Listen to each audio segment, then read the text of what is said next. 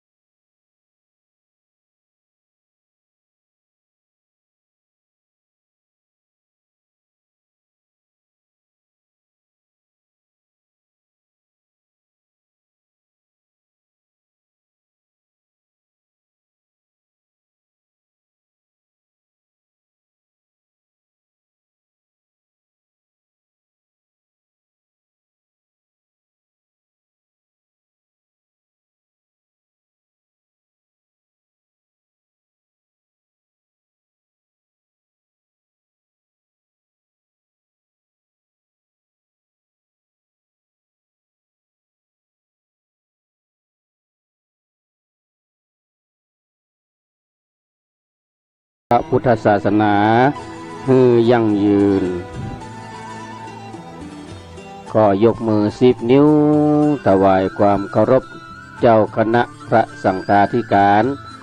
ครูบาอาจารย์เจ้าอาวาสทุกตนทุกองค์ที่เคารพอย่างสูงขอความผาสุกความเจริญในธรรมจงมีแด่ศรัทธาญาติโยมพุทธศาสนิกชนผู้ใจบุญใจกุศลท่านทั้งหลายเสียงที่ท่านทั้งหลายได้สดับรับฟังอยู่ในขณะนี้คือเสียงของการออกสถานีวิทยุรายการสารธรรมยามแรงช่วงมรดกธรรมล้านนาประจำวันที่29 มกราคมพุทธศักราช 2546 บัดนี้ตนตัวของก้าวกระผมอาตมาภาพพระอธิการจำนันสุธีโรเจ้าอาวาสวัดสันกูทองหรือที่รู้จักกันในนามครูบาสีมื่นเจ้าอาวาสวัดสันกูทองตำบลแม่เจดีอำเภอเวียงป่าเป้าจังหวัดเชียงรายเป็นผู้ดำเนินรายการในช่วงของเวลา 16 นาฬิกา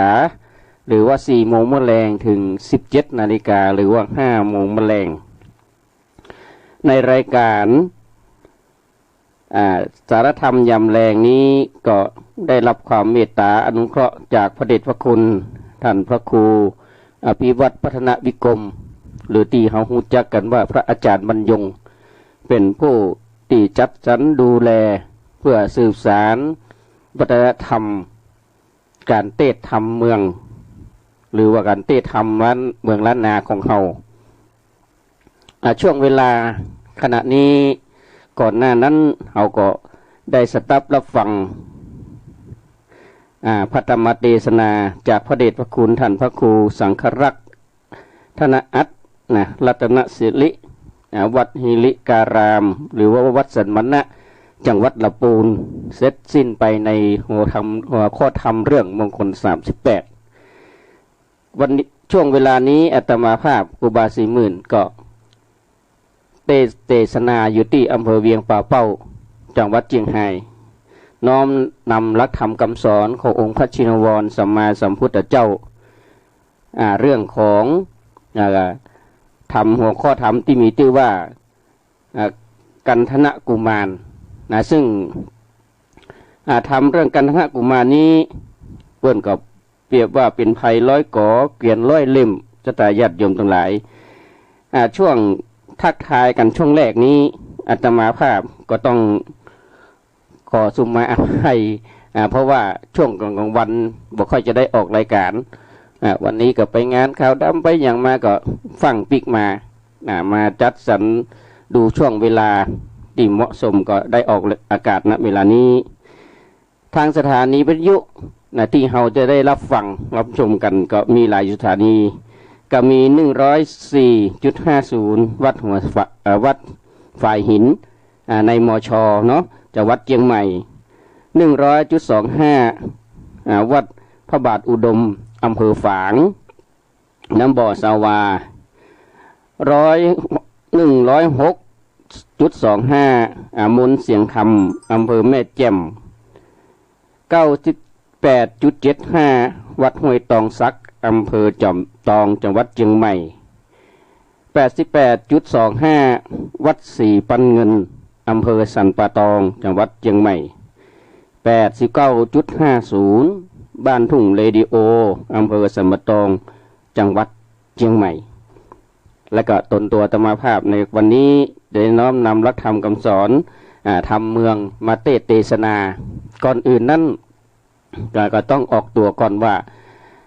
เป็นองค์ที่เทศบ่ค่อยจะเก่งเฉพาะจะกี้ฟังพระเดชพระคุณท่านพระครูท่านพระครูเทศไปจะกี้โอ้น้ำเสียงเรียงธรรมเปิ้นน้ำเสียงเรียงธรรมเปิ้นนี่ม่วนเสียงไพเราะเพราะพริ้งอาตมาภาพบ่ได้เป็นนักเทศที่เปิ้นบอกว่าอาชีพเนาะแต่ก็สาธยายธรรมเป็นหัวข้อธรรมเป็นประจำเป็นหลักอยู่แล้วแต่วันนี้ก็จะเทศธรรมให้ศรัทธาสาธุชนคนใจบุญท่านทั้งหลายที่สดับรับฟังทางสถานีวิทยุที่ได้กล่าวไปแล้วข้างต้นแล้วก็ชมทาง Facebook ไลฟ์10 ปัญจันทราของอาตมาภาพถ่ายทอดสดอยู่ณขณะนี้ศรัทธาญาติโยมสาธุชนทั้งหลายในช่วงเวลานี้เฮาท่านทั้งหลายนั้นก็ต้องใจคำว่าอัตตาหิอัตตานันโถคือพุทธบาลีหรือว่าพุทธสุภาษิตขององค์พระสัมมาสัมพุทธเจ้าเนี่ยไว้เป็นหลักเป็นประจำเราต้องกำกับด้วยสติคือความระลึกได้แล้วก็มีสัมปชัญญะความรู้ตัวจะได้ว่ามีสติมีสัมปชัญญะก็เพราะว่าช่วงเวลาโอกาสถึงวันเนี่ยโรคเฮามันปวนแปรมันเปลี่ยนแปลงมันยุ่งเหยิงยุ่งยะยุ่งหยาบบอกว่าจะไปทางใดก็กลัวแต่โรคไข้เจ็บนั่นก็คือโรคโควิด-19 เฮาก็จะจะจากันครูบาอาจารย์ทุกตนทุกองค์เปิ้นก็จะย้ำซ้ำเติมให้ศรัทธาญาติโยมสาธุชนเฮาท่านทั้งหลายเนี่ยระมัดระวังซึ่งเป็นโรคภัยไข้เจ็บที่ภัยก็บ่พึงปรารถนาและก็ทั่วโลกก็โดนกันมาแล้วเจอกันมาแล้ว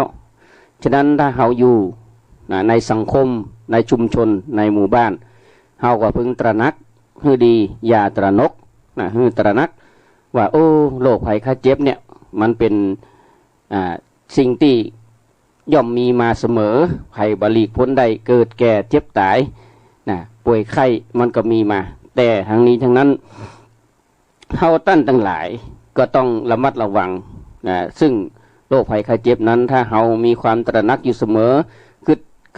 หรือพูดพ้องว่าพิจารณาตึกตรองอยู่เสมอโดยที่บ่ตระหนกตกใจตื่นตูมตื่นข่าวมงคลตื่นข่าวไปเลยอีนะก็จะได้ป้องกันตัวเองให้ดีที่สุดและที่สุดนั่นก็คือการป้องกันตัวเองคือการใส่หน้ากากอนามัยนะหน้ากากอนามัยหรือผ้าห่มแมสเนาะผ้าปิดปากนะอันนี้ก็ป้องกันอย่างดีที่เขาจะได้ไม่ได้รับเชื้อเนาะสำหรับช่วงเวลาอาตมาภาพก็ได้เวลา1 ชั่วโมง4 โมงถึง5 โมงแมลงก็คิดว่าจะได้เวลาที่จะเทศนาธรรมเนาะเพราะว่าวันนี้ออกครั้งแรกนะออกครั้งแรกก็รู้สึกว่าจะติดคัดอยู่เพราะปกติแล้วไม่ได้เทศธรรมออกตังสถานีวิทยุหรือว่าตังเฟซบุ๊กเนาะจะเป็นธรรมะบรรยายนะก็ญาติโยมท่านหลังใหม่เนอะนะช่วงเวลานี้ต้องโทรเข้ามาเตือนนะหลังใหม่ก็ถ้าจะโทรเข้ามาส่วนตัว ก็ทิ้งเบอร์โทรไว้ให้เนาะ0979625470สถาญาติโยมท่านทั้งหลายก็จดเบอร์ไว้นี่เป็นเบอร์สถานีเนอะนะเบอร์สถานีบ่ใช่เบอร์ส่วนตัวเนาะเดี๋ยวจะโทรเข้ามาอย่างใดจะอู้จ๋าจะทักทายอาตมานี่ก็เหมือนลูกล่าโคหอมแหละเนาะก็ขอฝากฝังไว้ตัวนะมรดกธรรมล้านนาย้ำแห่งกรรมเนอะ0979625470นะก็ซึ่งเป็นเบอร์สถานีที่อาตมาภาพนั้นได้แจ้งให้สถาญาติโยมสาธุชนทั้งหลายในรายการนั้นว่าต้องโทรเข้ามากันนะเพราะว่าเดี๋ยวอาตมาภาพเทศธรรมแล้วมันก็จะพุทธพุทธกลาง ถ้าสัตว์เสร็จจากเทศธรรมแล้วก็จะโทรเข้ามาหลังไม่ก็ได้เป็นเพราะว่าหลังไม่หลังจากเสร็จเรียบร้อยเนาะเอาละสถาญาติโยมขณะนี้เวลา 16:12 นาทีเพื่อที่บ่ให้เสียเวลาวันนี้อาตมาภาพจะน้อมนำพระธรรมเทศนาเรื่องกันทนะกุมารผูกที่1พระธรรมเทศนานี้ก็มีอยู่หมดกัน10 ผูกสถาญาติโยมประเดิม10 ผูกก่อนเนาะกันทนะกุมารหรือว่าภัย100 ก่อเกวียน100 เล่มเนื้อหาสาระธรรมะคติสอนใจมีใจใดเจริญสถาญาติโยมสาธุชนคนใจบุญตั้นทั้งหลายสตับรับฟังในณโอกาสบัดนี้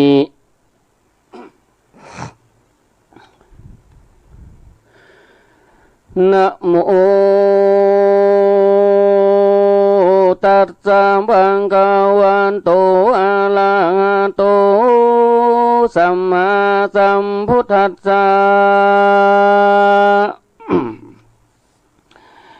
เอกัสสมิงกิราสัมมาเยสัตเดสาวัตถิยังวิงหารติเจตวันเองอนันตปินดิกาสะอาราเมสันทวนดูลานสัมปุริสัตตั้งหลายตั้งยิ่งใจน้อยใหญ่อันมากไปตั้งตานสินเจียงคาน58ได้กดแกวดกับตัวบ่เมามัวหลีกเล่นลบหลีกวินภาวนาพากันมานั่งไก่นบน้อมมือไว้ฟังธรรมเพื่อจักจำชื่อไว้เป็นไม้ไต่ส่องตั้งเตียวเพื่อเรียวไปรอดเวียงแก้วยอดเนลปานอันนานได้หาอาหารข้าวน้ำนัดถวายเจ้าภิกขุเทนสามเณรในน้อยตามนาใจไฟง่อยศรัทธามีบุปผาดวงดอกเข้าตอกนาดอกไม่เตียนไฟจันตุปัจจัยหลายเยื่องสัพพะเครื่องบริวารเป็นของตานวิเศษมาปูจากันเทศนา เรื่องกันทานาเจ้านาจักพารบนาเข้าถึงเผยเก้านาเสงทวีปโลกเล่านาโลกาอันมีผู้นาใจตนาไข่หูแจงนาว่าติจุขาธาตุแห่งพระสัทธานาอันนาปราจาอาจาตนาสัตตุเจ้านาปัจจุเขาไว้ตีใดไปแจ้งไขหูแทงแก่ใจนาตีสร้างไว้หลายหมื่นนาหากผู้อื่นถามดังนี้ปะละปริหารโตนาอันผู้จักมาเก่าแก่คือเสียงแก่สงสัยนาควรนาคำมาไขกำไปดังนี้กิระดังได้ยินมาอัตตาในกาลนั้นจักมีพระอริยเจ้าจุติฆานาปัญญาเจแก้ปัญหานั้นใดตนตานไทยนารับบาทถอยเจียนจาจริงกล่าวเป็นกัตถาวาพุทโธอุปปันโนธัมโมอุปปันโนสังโฆอุปปันโนดังนี้ศรัทธาอันว่าพระพุทธเจ้าตนประเสริฐได้เกิดมาแล้วในโลกาปัตมารัตนาดวงแก้วทัดนั้นเล่านาดวงทวนสองนาคือคำสอนแห่งพระพุทธตนผ่านแผ่วติดต่อแล้วนั้นนาก็บังเกิดนาสังฆาดวงสามคือผู้บวชตามปฏิบัติอันดาเป็นรัตนะงามยิ่งแก้วสามสิ่งนี้ดูงามแผ่ไปตามโลกาอันเทวดามวลหมู่มนุษย์จะอยู่ลุ่มไตยกมือไว้นาวันตาติขะปัญญาตนองค์อาจจบฉลาดนำนาก็เจิกมาบอกเราตั้งแต่เก้าสุดปลายบัดนี้แหละนาเอกสามิงกิรังสัมมาเยยังมีสมัยาในกาลคาบหนึ่งใส่ปฏิไว้สัพพัญญูตนเป็นกูแก่โลกพ้นโศกโศกานำเสตามวลหมู่เข้าสู่นิพพานพงสำลานยังจอดในอารามยอดชื่อเจตเวนะอารามในที่นาใสงามนาบ่อเศร้าอันเศรษฐีเก้านาใจกว้างนามกล่าวอ้างมีมาชื่อว่าอนาถบิณฑิกะมหาเศรษฐีสละทรัพย์มีนักโสด54 โกฏเป็นมาแล้วถวายยอตานนอกสถานเมืองใหญ่นามกล่าวไว้ว่านครสาวัตถีญะทาและมีเมื่อใดดังอันตถาในกาลนั้นตนเจืองจันคูณสวรรค์ก็เสด็จผ่านมาสู่ในที่อยู่พระสัทธาพุทธิก็มาถามตนเต้าตนงามจอมปิ่นเกล้าว่าพันเตภควาคาแด่พระพุทธเจ้าตนเป็นเก้าโลกาอนาคตในกาละในภายนากันนอลาโปติยานเข้าสู่นิพพานเมียนจอดนาอันวายอดสลีระแห่งนาตนพระเสถาจักมือผู้ฆ่าตั้งหลายเก็บเมียดหมายไว้ตั้งใดขอผ้าบัวไขกล่าวแก่นาว่าจักสมควรแต่ดิลีโปติเสโตอันว่านอโพธิญาณได้ยินคำขานมาถามแห่งเต้าตนงามสหัสเนโตนาพระพุทโธก็กล่าวแก้ว่าอนาคตกาเลในกาละไปนาเมื่อกูตถาคตจากทรงทานเข้าสู่นิพพานเมียนจอดจักมีจ จอมยอดกษัตริย์นาตรานาพร้อมเสนาอำมาตย์ลายนาอ่านนับมาหมายได้มี84,000เมืองนาพระจอมเรืองนาอาจนาศัตรูอาชาติจตุนาเป็นเก้าหมู่แห่งอำมาตย์ประชาราษฎร์และพญาปากันมามีมากมาเผาสรีระซากนาเขาก็หากนาญะแบ่งปันนากันนาใบนาเมืองไผ่มันจุจอดต่อเต้ารอด84,000นานอกจากนั้นไปจูจ้ำยังเมืองนาครุฑนาดนาเมืองฟ้าฝากนาเมืองโพมล่วงกวางกลมนาแสนโกฏจักรวาลโลกจูจ้ำนามีนามากมีพร่ำตัวติดสานากันนาอ่านบ่แพ้มีเตียงเต้บ่สงสัยบ่อยาจื้อและนาสโกนาเตวะลาจายามนั้นพญาอินตาก็จริงมาถามแถมว่านาพันติภกวาข้าเดสัพพัญญูนาเป็นเจ้าข้ามอนนี่เล่าหากสังกาใจว่าตีปัจจุธาตุไว้นั้นนาหากในกาละก่อนเก่านาเดิมเก้าเงาเป็นสันได้ขอจุงไข่แจ้งก่อนตราเมื่อนั้นพระสัตตาตนปานแผ่วจริงไข่กะอุบแก้วไปว่าดูราพญาอินตาตนเสกสวัสนาพระติพระธาตุกูพระสัทธาในอติตาเมินมาแต่ก่อนนานับบพรเมินปีนาเหิงเมินดีมากกว่างเมื่อปั๊มเป่งสร้างป่าละมีได้คูดเอากำเอาคำที่ปัญจุธาตุนับอาจนานได้หลาย80โกฏลายนิรีนาจักเป็นที่บรรจุธาตุกูตถาคตและนาเมื่อนั้นปัญญาอินตาก็ไว้สากลมกว่าแด่พระจอมเงาโพธิญาณอติเตกาเลลวงแล้วพระตนแก้วนาหากดาสู่ใดนาพงนาบ่อผากดไว้แก่ผู้ข้าโขพระนอลาไข่ขานหือใจแจ้งใจแก่ข้าพระบาทขอน้อมอภิวาทเทศนาผู้ข้าได้ฟังแดนเตโปติสโตอันว่า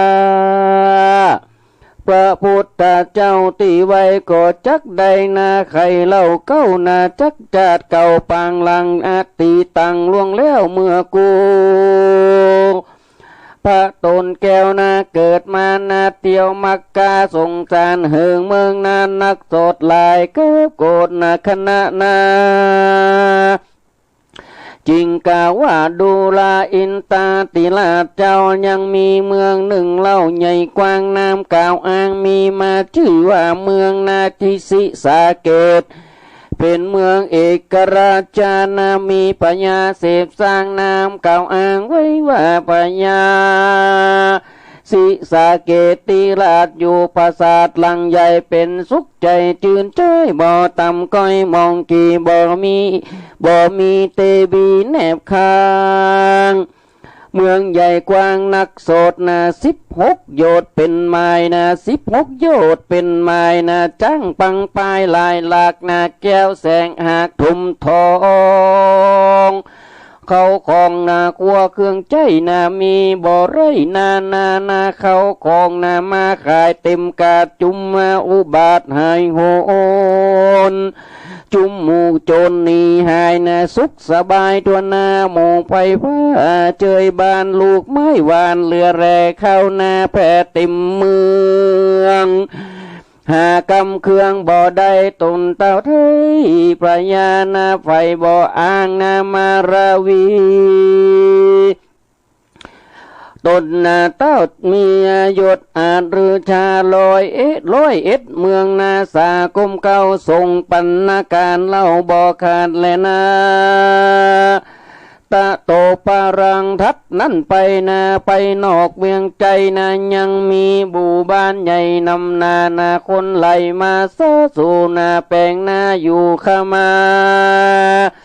มีนำนาจดที่หลังคาจีจอมกันเสียงหนึ่งนั้นอดเอาบอกหูว่าเจ้ายังไงแรงยิงหน้าตั้งยิงใจหนุ่มเท้าพ่องเป็นเจ้าเศรษฐีนาเพื่องพ่องเครื่องขี่กันอยากตามวิบากภัยมันหากมาตันตัวไล่พ่องขินใจลำบากพ่องสุขมากเหลือหลายตาในกาลนั้นนายังมีย่าแม่ไม้นาอันผัวตายละไว้ไปอาสไลอยู่สร้างนาแปงตูบยางมุงตองนาหาเข้าของบ่ได้นางอยากไรอนาถานาผัวนางมาตายละไว้เมินปีผัวตายละนี่ไว้กว่ากันตื่นมาเมื่อเจ้านางก็เข้าป่าดงดานหาพักหวานและหน่อไม้เฮ็ดหอนไม่นานนั่งดังถูกกะตั้งกุกขาและไม้แหงมัดแล้วแต่งมาขายตั้งหัววายและหน่วยไม้กันกินได้กันกินได้บ่ไว้จนตาวันได้ลงแรงนางเจิดแจงคืนกว่าถึงวันผูกมาเมื่อเจ้านางก็เอาไปขายกาดบ่ได้ขาดสักวันเป็นนิรันดร์จะใจแลนาถึงหากว่านางอยากไล่นางก็รักษาไว้ศีลธรรมคือเว้นจากกรรมบาปกาศีล8มารักษาภาวนาบ่ขาดเว้นปานาติบาตตวงหารอาตินนาตานเว้นไว้บ่เข้าใกล้กาเมชุมิจฉาจารบ่จาขานลวงลายบ่ว่าร้ายคนใดบ่เก็บกรรมไปติดต่อบ่ฮือตั้นโลกพิษกันบ่จานันดาไปมีจิตใจผ่องแผ้วยังเชื่อแล้วยังกำเอาศีลธรรมเป็นที่จังหากเชื่อฟังบาปบุญจักหนุนตัวไปกันสร้างบาปไว้มากหลายกันว่าตายดับปรากชีวิตจากเมืองคนก็เอาตนไปมุกไม่ที่ลุ่มไตอเวจีส่วนกรรมดีนั้นเสยภัยสร้างไว้มากหลายกันว่าตายเมืองคนเลี้ยงเอาตนเมื่อเกิดจันฟ้าเลิศปลายบุญย้อนกุศลได้กะตำมาคือมีศีลห้าเป็นเก้าตลอดต่อเต้าภาวนาตานศีลภาวนานิสัยจักเป็นไม้กะเก้าใหญ่นำไปเตียงจักได้สุขสัสดีมอญาเจอแลนางเป็นแม่ย่าอยู่ตนเดียวชมปันเปียวบ่หนุ่มแก่อายุแม่ปานกลางแต่ตัวนางปัญญาใสสร่างนางหากจักปันเซนางหากจักปักเซลไม่นางเข้าใจตอกหูกไฟฮ้อนห้อยต่ำได้ดูดียิบปักมีเป็นกู้ยางนางหากจ้างเข้าใจคนตั้งหลายปออวดอ้างว่าแม่จ้างจำนานเกยคนหากเลยหักแม่ตั้งหนุ่มแกงหุมหันปันการยืนฮือเขาขาบมือดาปันอัตตาในกาลานันเสยคนตั้งหลายเพื่อนบ้านจะถูกทานพร้อมกันยกปันฮือแม่ถอยหนึ่งแต่อยู่กลางตัวยิงนางเอาใจใส่ปลูกเขาไว้มากมีนางขันตีอดไปพอเอาใจต่อตูตึงวันพอเฝ้าแห่งกันลบเฝ้าแห่งกันลกยาบ่เมินจ้าก็งามดีเขานางนี้งามกว่าเปื่อนสลิงเลื่อนเรือลายตัวเดียวยายจื่นสู้เขากาวอูสันเตินนางมากนักหยาดจันไร อัตตาในกาละนันใส่ตนเต่าไทยอินตากินแหล่งลาบนสวรรค์พอเล็งหันลุ่มไตกันหันเข้านางได้งามดีเพราะป่าละมีพกห่มไว้นางนาไทยบ่มีกูตัวนางอยู่บ่มีพุทธานาบ่มีไผมาช่วยกำเขาและน้ำไผจักหายามป่วยกายาเมื่อยไข้จักมีผู้ใดอยู่เฝ้าหน้าตัวแม่เท่าจักลำบากจักทุกข์ยากเมื่อไปล้นและนาพระญาอินตาตนสักทรงวาดนากันเกิดขวาดดูแล้วตนนาเต้าตนแก้วบ่อจะเสด็จรีบมาดานไปสู่จันดูสิตาแห่งเตวบุตตาตนล้ำเลิศนาว่าขอลงเมื่อเกิดโลกลุ่มไตฮือมาได้สมอากำสมปานแม่ฮือยายแก่อยู่ดีคาแดเตอเมื่อนั้นเตบะบุตาตนองค์อาจกันอินตาโอกาสจากใครว่างฮือไปเกิดในมนุษย์จาก็ฮับกรรมอินตาติลาดส่วนตนองค์อาจอินตาเมื่อหูว่าเต้าบุญนารับหับมาลงมาปฏิสนธิเต้าจริงหนคืนโชในที่อยู่แห่งตนก็มีงานแลนาตาในกาลานั้นตนเจืองจันอินตาจริงเสด็จมาสู่ห้องจากเตต้องเมืองบนเนรมิตตนแล้วสร้างนางฮือเป็นนาจ้างเผือกแก้วกันดีแล้วเข้าสู่นาเอาป่าตาย่ำเขานาฮือนาแม่เขาเสียหายนาเข้านาล้มลายเสียงซ้ำนาแล้วก็ย่ำลอยนาเดิมไว้นาเป็นน้ำใสในบ่อนั้นนาคือนางหันแหลกหัวไว้ตนเต่าไทยอินตาก็เสด็จมาสู่ที่เก่านาเมืองฟ้าเหล่าไปบนก็มีวันนั้นแหละนาปุณณติมวาเสกันวันลูนและรุ่งนาสายฟ้าพุ่งขึ้นมาอันนาปอนาตั้งหลายก็ควงควายไปนากันหันนาเข้ากาอันกันหันเข้ากาหานายายนาล้มเป็นสายไปกว่าล้มเสียแต่นายายแก่นาของนาแม่อยู่กลางเลี้ยวหันนาลอยจ้างย่ำไปสั่งมาคือใจเจนกว่านามาพรนาเขาตั้งหลายบอกมีไผเป็นดังอีหรือว่าพี่สร้างกันแกงนาจากันแซงไปมาว่าเงือแต่นาดังอีกันนาเยื่องนี้บอกเกยหันแล้วปากันไปบอกนางมาพอตังแจ้งใจแล้วเขาก็ไปตันเล่าตานอูโกกาการตามมีนาคือนางผู้คิงหูเหตุว่าอาเพศนาสัจจันใจเป็นสันได้ไปแจ้งเป็นใหญ่แสงแปลงมานางเจียนจารำไรว่าจักออกไปพอนาที่นามาปลูกไว้นางนาเทยยินสังกามาหันนาผลปี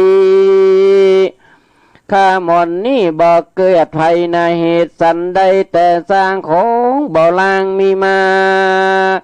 นางโศการ่ำให้สาขาบไว้วอนวานนาวแล้วตัวลอยจ้างนาสานนาเหยียบยำสุดหน้าห้อยซ้ำหายไปนางก็ได้หันบ่อน้ำอันใส่ล้ำนาห้อยตีนจ้างนาดูลึกกว้างราบเพียงดีนางมีใจใครกินเพื่อยินชื่นใจนางกินน้ำใส่ห้อยตีนจ้างใหญ่แล้วหัวใจก็ชื่นบานยามนั้นนัศจันก็เกิดมาต้นเข้านาแม่ไม้นาก่อเก้ากายงามดังเก่าใจแม่เท่ายินดีนางก่อนนี้คืนสู่ในที่อยู่แห่งตนบ่มีกังวลโศกเศร้าใจแม่เท่าจมบานก็มีขึ้นแลนาตาในกาลานั้นนาเตบะบุตาตนองอาจปาจากภาษาเมืองบน ก็เข้ามาปฏิสนธินาต้องแม่นับตั้งแต่นั้นมาอันว่านอพุทธาเต้าเจ้าก็ได้เข้ามาอยู่ในต้องในแห่งห้องนายายแม่ไม้นัดนั้นไปนาแถมเล่ายังมีเจ้าเตบะบุตตาแถมสองตนนาล้ำเลิศ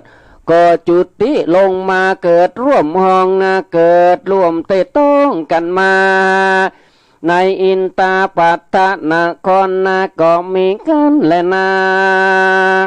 ตาโตปารังทำรับนั้นไปนาบ่อเนินจ้า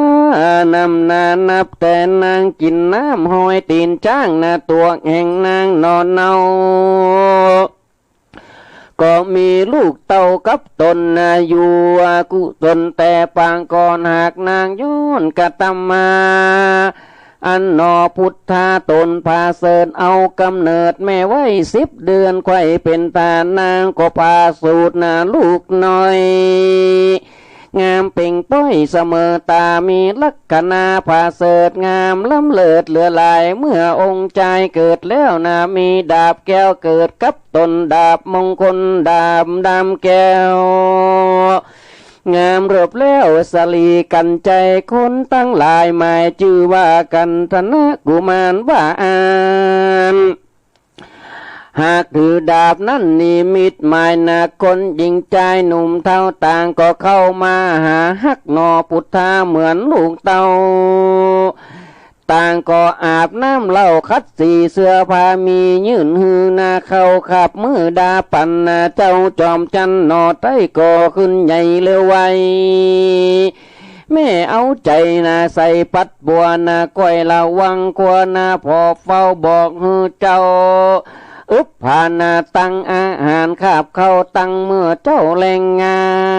ยตนองค์ใจขึ้นใหญ่กันอยู่ได้7 ปีก็เจียนจาดีอิงอ้อยเป็นที่ไฟห้อยกุมใจบอกแม่บอกไปในพระคางแม่หักเจ้าบุญสร้างนำนาทุกเวลาคำเจ้าบ่โศกเศร้ามองกีก็มิหันแลนาตะโตปัตตายาทัดแต่นั้นไปบ่มานาเจ้ากุมารนอลาก็สังกาใจกะคุยว่ากูใจน้อยเกิดมาในโลกานิสัยปล่อยมาได้เห็นหันแม่มาตาส่วนพ่อพิตาส่วนพ่อพิตาปิ่นเก้าบอกเคยหันเล่าพ่อกูหรือพ่อกูตายไปหรือพ่อกูไปไหนบ่มีใจปิกมาละกูเป็นกำป้าเววนฮืออยู่กับตนแม่ใต้เจ้าจึงได้ตามต่อว่าเจ้านอมเมตตาคือสั่งบอกเคยหันพ่อพิษตาหรือพ่อเจ้าหนอไทยเข้าป่าไม่ตายไปหรือพ่อสายใจดับกว่าหรือพ่อขาดถูกฆ่าตายเขาตั้งหลายมีพ่อไว้หรือพ่อขาดให้ถูกเสือมีหรือว่าผีป่ากับกว่านับแต่เกิดมาหูเรื่องไทยบอกหูสักน้อยพ่อชื่อใดขอแม่ไข่หูเหตุแจ้งเหตุแก่ใจขอแม่ไทยปออินโดสลีบุญจูขาน้อยป้องเตอว่าอันเมื่อนั้นนางไทยได้ยินลูกไว้จะตามก็ไข่กำงามบอกเหตุเจ้ากันเถอะกุมนเมตกุมารจะกำบานต่อลูกไต้ว่าแม่จักไข่แต่เก้าลูกเต้าจุงฟังดีว่าดูราสมจอมสลีลูกหักราชจักไข่เหตุประหลาดเกิดมีนางไข่การดีเป็นต้อยตั้งกินตั้งแต่กินน้ำห้อยตีนจ้างจนได้เกิดสร้างจนได้สร้างเกิดมีเป็นดังนี้ลูกแก้วลูกฟังแล้วจุงจำเมื่อได้ฟังคำของแม่ก็บอกคู่แน่แก่ใจว่าภายในเป็นป่อเจ้ายินโศกเศร้าโศกาใจพาป่อขาไทยจักอยู่ในจึงขอไปกับแม่มาตาว่าขอแม่ปาไปพอกอยพอยังตีน หอยยังหอยตีนจ้างพ่อนาและน้ำบ่อใสเย็นใสอัศจรรย์ใจเป็นขนาดขออนุญาตตามเมตตา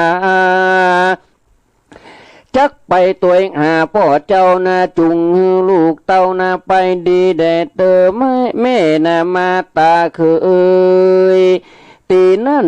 นางใส่ใจผู้เป็นแม่ได้ยินลูกกล่าวแก่ขอไปนางมีใจตกสลังสติเปปังฟังเฟ้อนางก็กล่าวห้ามไว้ว่าอย่าไปเตอะเนอลูกแม่นาบอกหูแน่นาว่าพ่อเจ้าจักอยู่เล่าคนใดบอกว่าไปเป็นพ่อเจ้าลูกนอนเนาจุงอยู่สบายอย่าคึดพันพายเดินเตดอย่ามีจิตเจตไปไหนกันลูกไปไกลจากแม่บ่มีไผแท้อยู่ไกลแม่จักห้องให้ตึงบันแม่บอกหันเจ้าน้อยหน้าใจแม่จักอาจตายไปบ่มีไผอยู่เป็นเปื้อนมีแต่เจ้าเป็นเงื่อนงาหัวใจนะแม่บอกไปไหนเนอเจ้าแม่ห้ามเล่านะปานได้เจ้าขอไปอยู่จะใจนางนะเธออินดูลูกน้อยใจนะจ้องหอยวอนวานก็ออกหน้าปากตานตามดีว่าเจ้าบุญมีลูกห่างนะแม่นี้จักไปส่งนอนเอาวันผูกเจ้าจักไปก็ลูกไทยจุงสัสดีและก็มีกันแลนาปุณณติวาเสกันวันลุนและรุ่งสายฟ้าปุ่งแจงส่องนาไปตามจ้องโลกาสักกุณามวลโมบินกันอยู่สนตานนาเจ้ากุมารนอนน้อยเจ้ายอดใจนะแม่มาตากันตื่นมาเมื่อเจ้าก็เอาห่อเข้าใส่ถุงปลาและนาของใจนาแล้วสองหนอไทยลูกแม่บ่ได้แวะตั้งใดป้ากันไปตามทรงสารนะแม่ยายผ่านได้พระนาเจ้าหนอลาได้เสียมควันนาตามหอยจ้างสารสุดจอยบอกหันรอยนาเสียงเขตนาเจ้าเขาเดินเตดเข้าป่าไม้แม่ลูกไทยเตียว แม่ลูกไทยเตียวนาวนกว่านาคเต้าสองคนเป็นเปื่อนต้องนาเข้าเตะต้องป่าใหญ่เป็นป่าไม้ดงนาเตวดามวนโมอันมีอยู่ดงขวางนามาย่อหนต่างป่าไม้หือสองนอไทยเตียวไปเข้าป่าไม้หิมปานไก่เวียงนาใจศีสาเกตนาไก่ประเทศแดนคนนาสองตามนนาเกี่ยวเตียวกว่าบุบุญป่าดงนาลังเตือปากันลงดอยลังเตือก็ลอยคำหวยหิวลิงช่วยผ่าจันได้หลายวันดันกว่าบุบุญนาป่าดงเกี่ยวคนต่างเดียวใหญ่แก่หินและแห่นาคมนากันเข้ามาก็ยังจอดกันแจงรอดก็เตียวไปหิมปานาในป่ากว้างมีเสดอยู่สร้างนามีนกปราดนาและนกกาปานานกแววลายกินนอนนกหางอนนาปีกหินนกขมินกินปีในดงรีป่าเศร้าสองนอเนาเตียวหนในไปสนนาป่าใหญ่ได้7 วันนาไข่ดีหลีก็มีเงินและนานิติตังกิยาสังวันนาวิเศษจากของเหตุนากันทะนะกูเก้าปางมือเจ้าหนอเนากุมารเข้าดงดานป่าไม้ตามหาปอไทยพิตาจักประจาสันใดก้อยอดใจดาฟังนาผูกนี้ยังไปแจงก้อยฟังแทงเมื่อไปดูนและนานนิดทิตังก็บังโกมสมเร็จสเด็จศรัทธาญาติโยมสาธุชนทั้งหลายหูกแรกที่อาตมาภาพได้เตดไปนะชื่อว่าทำ กันธนกุมารไผ่ลอยก่อเกวียนลอยเล่มทีนี้เรามาสรุปเนื้อหาสาระว่าโอ้ในธรรมเนี่ยมีเนื้อหาสาระที่เราน่าฟังน่าคิดว่ามนุษย์คนหนึ่งเกิดมาเคยอยู่กินอยู่สร้างกับกูผัวตัวเมียอยู่สร้างกูผัวตัวเมียก็เป็นห้องวัตถุกตะเนาะคนยากเข็นใจเสาะว่าหากินเข้าป่าเข้าดอยไปเสาะหมากปลดเสาะหลัวเสาะมันอย่างมาถ้าได้มาก็เอาหลัวมัดขายในกาดของส่วนอย่างนางแม่ไม้นี่ก็ผัวตายละผัวตายละไปก็บอกว่าจะเยะใดอยู่คนเดียวในป่าในดงก็นางนี้เป็นผู้ที่มีศีลมีศีล5โอ้ตั้งแต่ศีลข้อ1ถึงข้อ5นางบอกเคยผิดสักข้อแล้วก็อยู่ในศีลภาวนาก็อดสาเลี้ยงตัวเก่ามาโดยตลอดอยู่เหมือนไปฮ้อนถึงพระอินทร์พญาอินทร์ก็โอ้นางนี่เป็นดีอินดูสงสารจะแยะใดจะมีใครมาช่วยดูแลยามตียายแก่คนเนี้ยนางแก่คนเนี้ยได้เข้าแก่ลงมาใครจะส่งเข้าน้ำอาหารก็กึดอินดูสงสารก็ขึ้นไปที่จันดุสิตาไปนิมนต์นอพุทธาก็คือพระโพธิสัตว์เจ้าว่าให้ลงมาเกิดในต้องนางก่อนที่จะเป็นเหตุให้ลงมาเกิดนั้นพญาอินตานี่ก็ได้เนรมิตตัวเก่าเป็นจ้างเผือกได้เป็นจ้างเผือกแถลงตัวเนาะบ้านเฮาฮ้องว่าแถลงตัวเป็นจ้างเผือกได้ลงมานางนี่ก็เนี่ยปลูกข้าวปลูกนาตอนที่อยู่ในป่ามันเสาะว่าหากินปลูกข้าวไว้กินไว้ใจพญาอินตานี่ก็แถลงเป็นจ้างเผือกลงมาย่ำไปทั่วไปถึงทั่วหลายห้อยตีนซึ่งสุดที่ห้อยตีนกลายเป็นน้ำบ่อใหญ่ห้อยตีนจ้างกลายเป็นน้ำบ่อใหญ่แล้วก็พลิกขึ้นไปสู่เมืองสวรรค์ตกหมดเจ้ามานี่เจ้านาทั้งหลายหมู่ป่อนาก็คือเจ้านาทั้งหลายเนี่ยก็ไปพอนาไผ่นามันยื้อนะว่านาไผ่นามันเตี้ยวกลายไปนางแม่ไม้เนี่ยก็ไปหันใส่โหอันนี้อย่างใดนี่จ้างที่ไหนมันย่ำเข้าก้าของยานี่เสียหายมดปทโรธโมสังโฆก็โตยห้อยตีนจ้างไปถึงปุ๊บก็ไปหันห้อยตีนจ้างอันสุดท้ายหลุมจัดใหญ่เลิกมีน้ำขังก็กึดใจได้ก็ไปบอกนางแม่ไม้นางแม่ไม้นี่ก็โอ้ยังใดนี่ก็ปากันไปพอนาคนอื่นเป็นอย่างสักอย่างบ่ล่างจะผีสางนางไม้เหี่ยก้านี่มาเนี่ยนี่ยังได้ล่ำเหลือนี่นางนั้นพอหันนาตัวเก่าก็โอ้ร้องให้ปริเวทนาถูกเจ้าเสียใจโอ้ยังได้ล่ำเหลือมาขับมาเขกันนี่เตียวตัวห้อยตีนจ้างไปสุดท้ายไปถึงห้อยตีนสุดท้ายเป็นบ่อใหญ่ลึกน้ำใสน้ำใสพอใสเย็นขนาดนางก็มีใจอยากกินน้ำก็ก้มลงไปกินน้ำในห้อยตีนจ้างนั่นเสร็จแล้วก็คำครวญว่าจะแยะใดก็คงจะเป็นบุพกรรมก็ยังใดก็ปิกไปบ้านไปนอนหลับปิกไปถึงบ้านก็ยามค่ำคืนมาก็นอนหลับโอ้พอไปถึงหลับแล้วนอโพธิสัตว์ก็ได้เนรมิตตนลงมาพร้อมเทวบุตรลงมาเกิดในต้องนางพออายุขวบไข่พอต้องได้พอห้องมานห้องบ้านห้องของมานได้10 เดือนก็เกิดบุตรตาก็คือเกิดลูกชายเข้ามาคนหนึ่งโอ้พี่น้องเจ้าบ้านก็ฮักหุมอินดูตั้งชื่อว่ากันธนกุมารใหญ่โตขึ้นมาก็มีความเฉลียวฉลาดผิวพรรณวรรณะผ่องใสอยู่ไปอยู่มากันธนกุมารก็ใหญ่โตขึ้นมาก่อนมากึดใจว่าอย่างใดเฮาเกิดมาในเฮาพอตามลูกเต้าป่นมีพ่อมีแม่เฮาเกิดมาจะเดียวบ่เคยหันหน้าพ่อหน้าแม่พ่อเฮาไปไหนยะใดพ่อเฮาไปอยู่ไหนพ่อเฮาตายไปกะพ่อเฮาเข้าป่าไปตายในป่าโดนเสือโดนผีช้างคบฆ่าตายกะ ก็อ้อนวอนถามแม่อ้อนวอนถามแม่ว่าแม่เป็นเจ้าพ่อไปไหนข้าเกิดมาในตั้งแต่ข้าเกิดมาจุนใหญ่ข้ายังมาหันหน้าพ่อเลยพ่อเป็นไผอยู่ไหน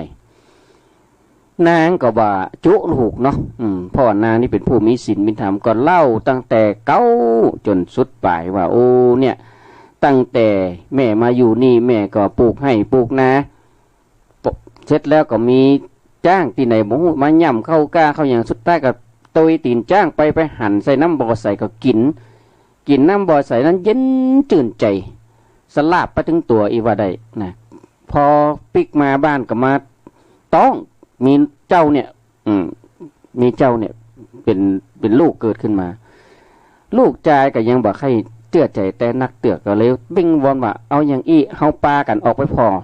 หอยตีนจ้างหอยตีนจ้างน่ะอยู่ที่ไหน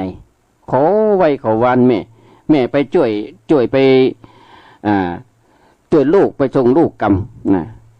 ใบวานขอจนเป็นว่าโอ้ถ้าบ่อันนะลูกก็จะเป็นกำพลกำป้าบอกว่าหู้เก้าเหตุว่าเกิดมาจะได้ตัดสินใจป้ากัน2 คนแม่ลูกนะซากัน2 คนแม่ลูกไปตัวกันไปซ้อหาตัวเข้าป่าไม้ดงดอนที่นี่เทบบุตรเทวดาดนอกดนใจฮื้อไปแห่งต่างหนึ่งก็ย่อหนต่างเลยย่อหนต่างฮื้อไปพดเมืองเมืองสีสาเกตไก่ที่ตนเก่านั่นอยู่กัน2 แม่ลูกก็เตียวกันบุญป่าดงหนาข้ามห้วยข้ามดอยไปถึงไปอยู่หลายวันโอ้นะหลายวันก็ในหิมไม่ปลามาปลาหิมปลานะก็มีสัตว์นานาต่างมีนกมีต่างตะปะสะเป็ดนะก็เข้าไปอยู่ในป่าเข้าไปใกล้เมืองศรีสะเกษก็เป็นเหตุที่ว่าคงจะมีอะไรอย่างเกิดขึ้นไปนะเนี่ยศรัทธาญาติโยมสาธุชนทั้งหลายว่าบุญตะอันที่เราทำนะในอดีตชาตินะนางคงจะสร้างบุญมาถึงอดีตชาตินี้ที่นางเกิดมานะบ่มีลูกนะก็ได้ลูกได้เต้ามาแต่ลูกนั้นเกิดมาแล้วเป็นลูกเป็นผู้มีบุญหนาก็อยากจะรู้ว่าพ่อน่ะอยู่ที่ไหนก็เลยปากันบุญป่าไปนะเตบุตรเตียวดาก็โดนใจย่อหนตางหือไปพดเมืองศรีสะเกษและเหตุการต่อไปทั้งหน้าจะเป็นอย่างไรก็ต้องรอฟังวันพฤหัสหน้าเนอะสถาญาติโยมส่วนตัวธรรมภาพครูบาศรีมื่นก็จะได้เทศทุกวันพฤหัสเวลา16 นาฬิกาหรือว่า4 โมงแรงถึง17 นาฬิกาหรือ5 โมงแรงเนี่ยในรายการสารธรรมยามแรงเนาะก็ซึ่งเฮาตั้งหลาย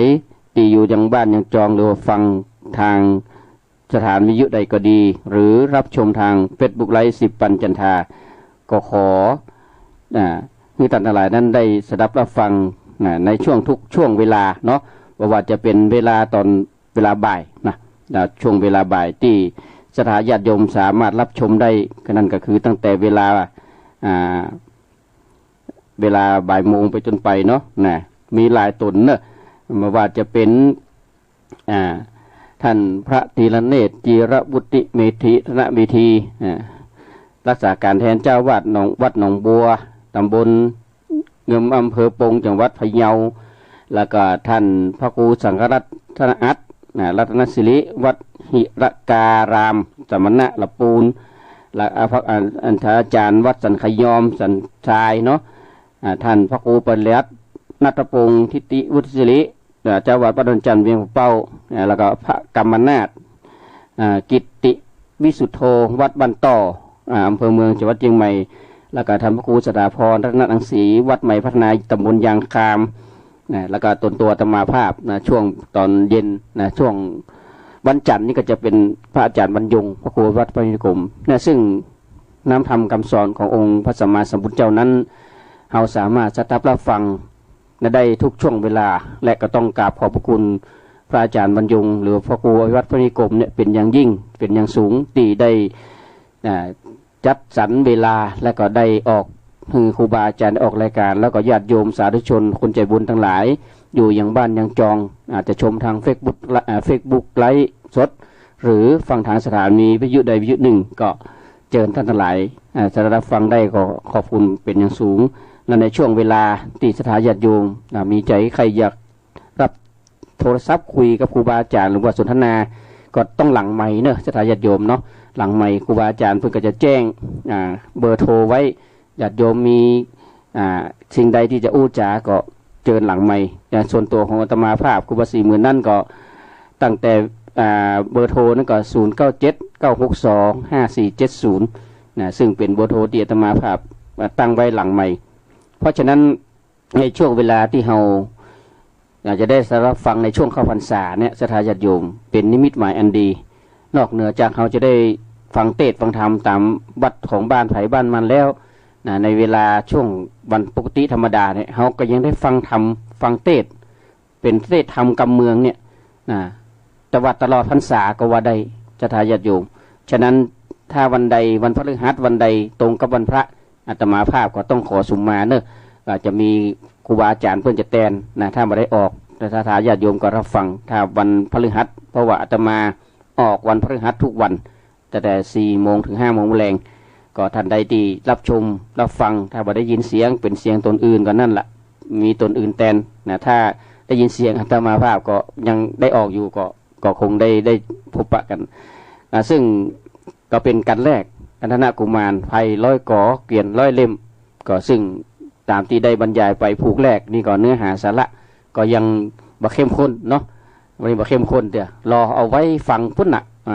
ผูก3ผูก4เพราะว่าทำชุดนี้จะมีอยู่10ผูกเนาะแล้วก็ถ้าหมด10ผูกจะเต้ทำอย่างต่อไปก็จะได้แจ้งนะต่างครูบาอาจารย์ต่างสถาญาติโยมต่างหลายที่สตับรับฟังเนี่ยได้ทราบก่อนว่าจะได้ฟังทำเต้นอย่างนะครูบาศรีหมื่นวันพัดเนี่ยจะฟังไอ้เต้ทำอย่างอีนะการนี้ก็ซึ่งรายการสารธรรมยำแรงมรดกธรรมล้านนาก็เป็นสิ่งที่จัดสร้างขึ้นมาโดยพระอาจารย์บรรยงอย่างที่กล่าวไปก็เพื่อสืบสารพระธรรมก็สืบทอดอายุพุทธศาสนา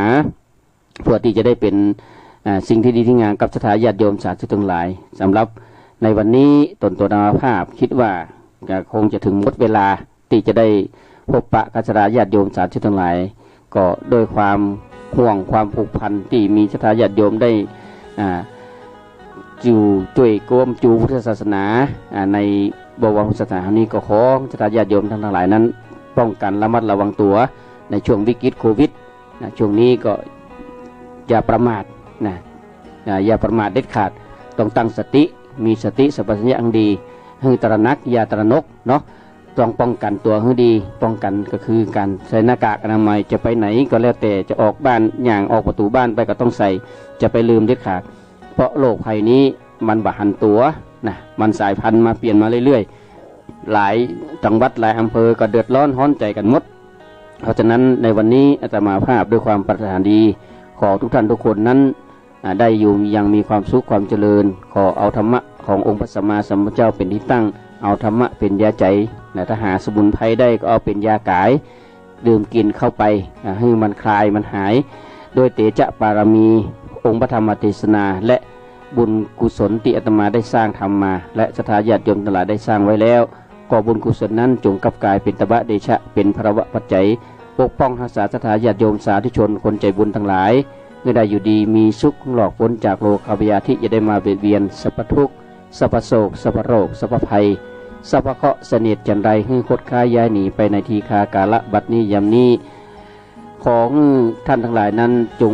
มีอายุวันนะสุขะพละปฏิทานทักษาสมบัติมีความสุขความเจริญรักษาสุขภาพป้องกันตนเองให้ดีของมีความสุขความเจริญกันทุกผู้ทุกคนเน้อขอเจริญพร